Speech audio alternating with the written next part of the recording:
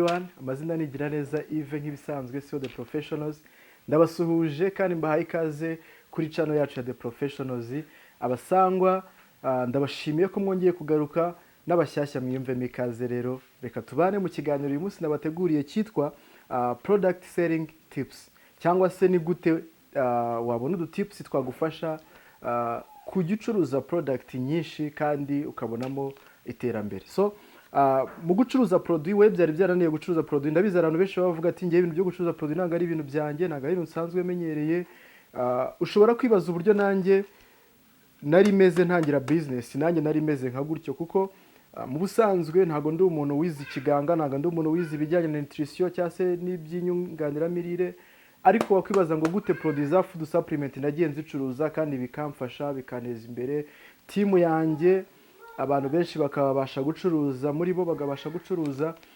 Ariko ndagira ngo nawe uyu munsi nimba wajya kugira ubwo bwoba nukurikirana zino tips bigufashe kwitinyuka, bigufashe gutangira kumenya ko nawe wakorera amafaranga binyuze mu gucuruza product. Then product rero, tip ya mbere yagufasha gucuruza product iravuga ngo be a product of the product. Banza nawe ubwawe wicuruzeho product mbere yo kubanza gushaka abandi bakiriya hanze. Banza nawe ubwawe uzi consuming, banza nawe ubwawe uzikoresha, ugire personal testimony, banza ugire ubuhamya kuri zo, kuko ushaka gusanga nawe urwaye igifu ukaba urimo urajya kuvura abandi igifu utabanje kwivura. Ushaka gusanga nawe ubwawe ufite nk'umuntu muri famiye urwaye diabete ukabanza kujya kuvura bikantarange kandi muri famiye yawe harimo umuntu urwaye diabete. So banza uhere kuri wowe, uhere ku muryango wawe.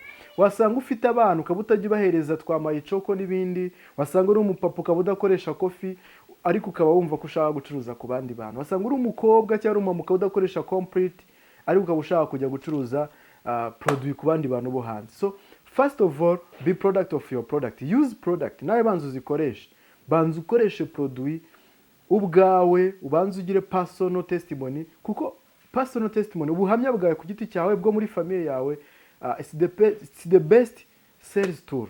Ni kimwe mu bintu bya mbere byagufasha gucuruza iyo uzi ko wabanje ubwawe kwiheraho. Ariko uzi nko kujya kuvura umuntu akaba asanzwe abizi yuko muri famille yawe hari undi muntu ufite indwara nk'iyo, ikintu cya mbere kubaza none se nimba koko bikora, kuki utabanje kubihereza runaka, kutabanje guhera kuri anti wawe cyangwa anko wawe, nese kutabanje kuziha mama wawe kandi nzi ko nawe arwaye iyi ndwara yenda kumuhitana. Urumva rero aba ari ikibazo.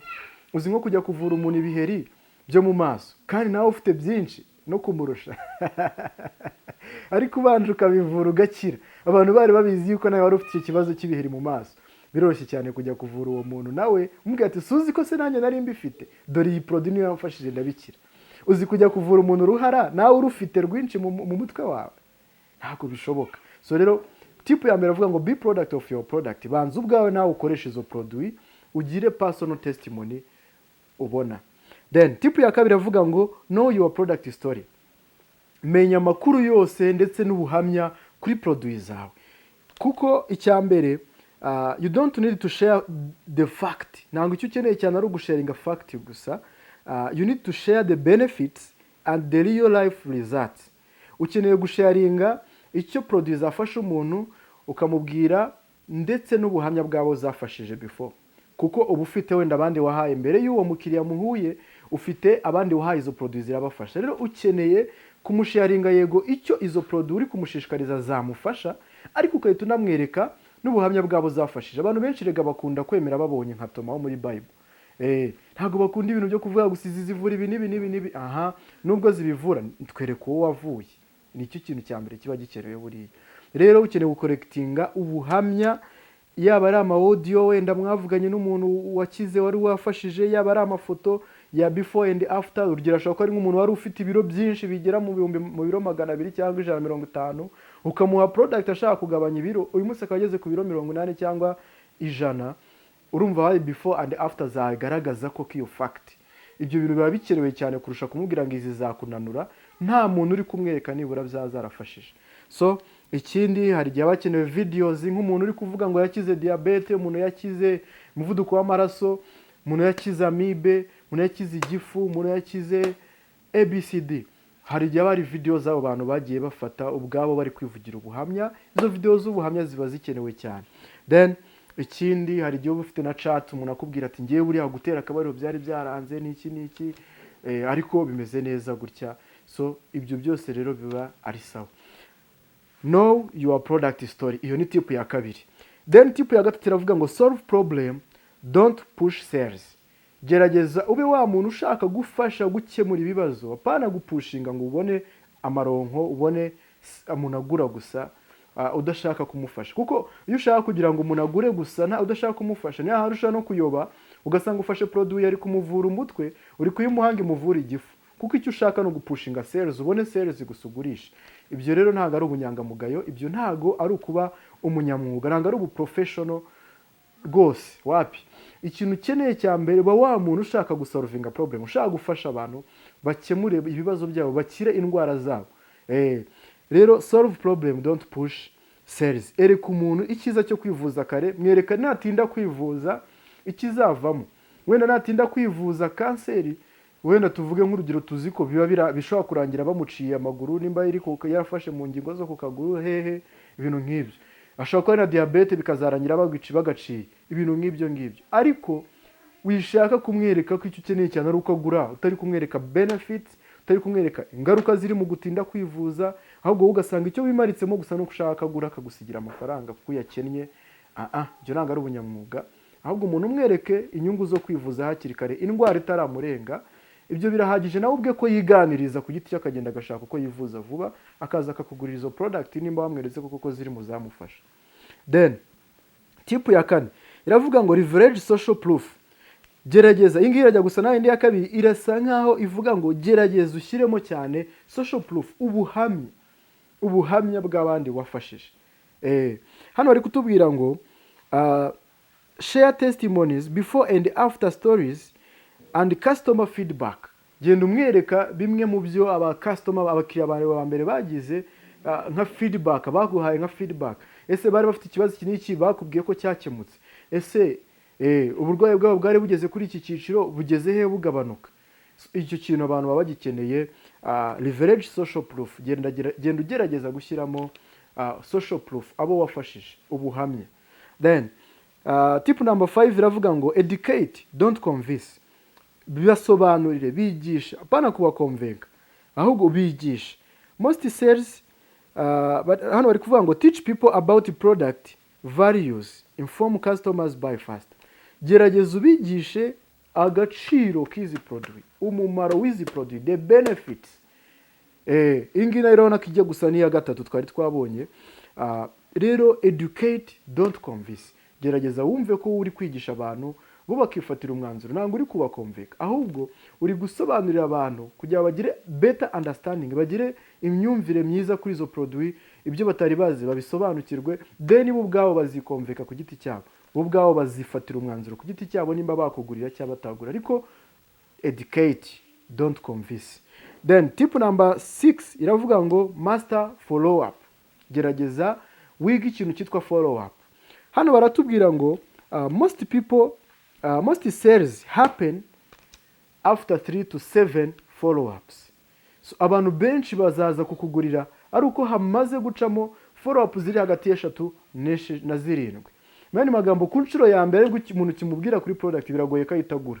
Ariko uko ukora follow-up ukamutumira none akazaza akazireba kuri company, kuri training center, kuri office yawe, ukamusobanurira noneho amaso ku maso, iyo umuntu uri hafi yawe, ukamwereka ubuhamya se bwa abantu. Ushobora no gukora call ukamuhuza n'umuntu umwe mu wari wafasha aramutse akwemereye uwo mwanya, ukamubwira ati ko mfite umuntu ufite ikibazo nk'icyo wari ufite ariko ntago ari kwizera neza nimba izi produit zabasha kumufasha.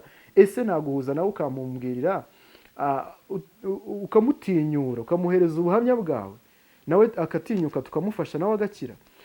Ibyo bintu byose kugenda ukora izo exposures nibura abantu babasha kugura product hagati ya follow up 3 na 7. Rero gerageza nawe stay consistent and polite. Gerageza nawe uhozeho, wicika intege ngo nuko umuntu wamubwiye produit n'umumaro wayo na benefit yayo nicyo zamufasha ku nshuro ya mbere ntahitagura. Si ikosa rye, ibyo ni ibintu biri nomo.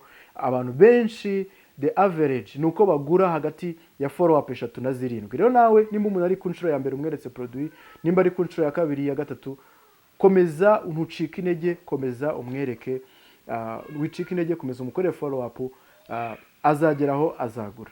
Then tip number 7 iravuga ngo use multiple channels. Koresha uburyo butandukanye, harimo gupromotinga ukoresha amakuru, ushobora kumuhamagara, ushobora gukoresha social media ugapostinga, cyangwa ukamwohereza utuntu mu inbox kuri WhatsApp, kuri Facebook, kuri Instagram.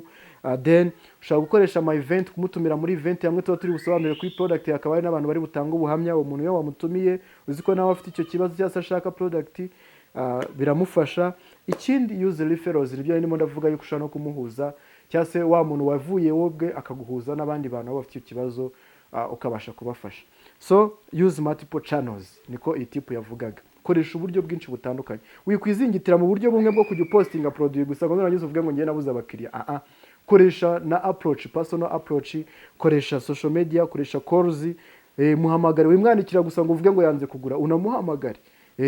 Umutumire no muri event isa ahantu bazaba hari abatanga ubuhamya ba product. Koresha ubwo buryo bwose butandukanye. Then tip number 8 ari nayo yanyuma tugiye gusoreza, iravuga ngo build a long term customers. Noneho rema cyangwa se ubaka abakiriya bahoraho. Nimba ari nk'umuntu wahaye agakofi kakamuryohera, ari umupapa, ari umumama se, kakamugira no mumaro, ese kuki utamugira umukiriya uhoraho? Ahubwo buri gihe produit nizajya ziba zaje, ufite amakofi mashyashya, ufite stock nshyashya, jya tumuhamagara ati waza ukazifata icyari mwuka zibikira abantu batarazimara. Ibintu nk'ibyo ngibyo. Yaba ari aga promotion ukaba ufite umuntu ukanda ukamubwira ati promotion yaje mukiriya wanjye sinayigucishaho, nshaka uzifate mu bambere zitarashira. Ibintu nk'ibyo ngibyo. Ibyo rero bizaba mu gihe umuntu yumuhaye product mugurishije bwa mbere, utahita umutererana, musure, muganize, ujye umubaza se iri kugufasha, ese usigaje akanga niki, kugira ngo nimba ataranakira, nimba ari ikibazo wanje kumuhera izo produit kugira abanze yivure, kugira ngo naramuka nayimaze atarakira azakubwire wongere umuhereze iyindi. Ibyo rero bizabaho kubera yuko nibura wabashije kurema umuntu, atari ugushaka ko akugurira rimwe gusa, ahubwo kugira ngo akugurire kenshi. Ikindi ukoresha ubunyangamugayo. Iyo wakoresheje ubunyangamugayo nta kikubuza kuba umuntu yakongera akakugurira. Ariko nimba umuntu wagiye umwifuzamo, hari uguhenda biri too much, bigatuma umuntu ejo azumva abandi bagurisha neza akaba ari bagurira. Hari uguhereza umuntu produit ukazimwereza atari unamuvura ikibazo yakubwiye, nka bimwe twahoze tuvuga. Umuhaye produit wenda z'igifu kandi yakubwiye ko afite ikibazo cy'umutwe. Urumva uwo muntu nta nari change na ntoya azabona, kandi natabona impinduka na ntoya biragoye kazagaruka. Rero ibyo byose. Ikindi care, waheruka guhamagara umuntu uri kumukorera follow up gusa kugira ngo azagure product, ariko nyuma yuko akuguriye nturi no kumuhamagara mubaze nimba yageze mu rugo, nturi kumuhamagara mubaze nimba ari kuyikoresha neza, nturi kumuhamagara mubaze nimba hari impinduka iri kumwereka. Uwo muntu biragoye ko ntanayimara azaguhamagara ngo bari wongera kumuha iyindi. So gira rero customer care, gira uburyo bwiza ufatamo abakiriya bawe, mu buryo butuma urema long term customers, abakiriya bazakugurira igihe kirekire, ku buryo bizanarangira baguhaye n'abandi, ku buryo bishobora no kurangira umuntu yari yatangiye ari umukiriya ejo akazaza gusaba no kujoininga, ahubwo akaba n'umufatanyabikorwa muri business. Ibyo byose bituruka ku kuba umuntu yagiharaniye kubaka long term customers. Don't focus on one time sales, create loyalty and repeat orders. So thank you so much. Tutwara tips twagufasha gucuruza product. Mbibutsa ko product use ucuruza bigufasha inyungu nyinshi, bigufasha kuba wabasha gumakinga profit, ukafasha abantu benshi bagakira indwara, ukagira impact muri society, bagakira indwara, bakagira ubuzima bwiza, ariko kandi binagufasha kuzamuka mu maranka. Ubutaha nzabategurira video ivuga kuri rank advancement, uburyo gucuruza produit nyine bigufasha no kuzamura amaranka. So thank you so much, ndabakunda cyane. Reka nsoreza ahangaha. Nimba waryohewe n'iki kiganiro nyandikiye muri comment box, ndabizi mwari mwarakinsabye muri benshi, nizere ko abakinsabye bishimye, nawe utari waragisabye ndabizi ko kigufashije.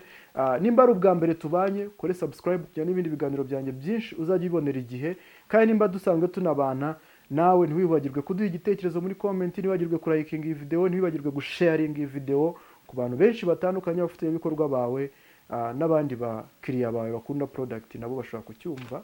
That's good. So ndabakunda cyane. Ciao ciao, tuzahure mu kindi kiganiro cy'ubutaha.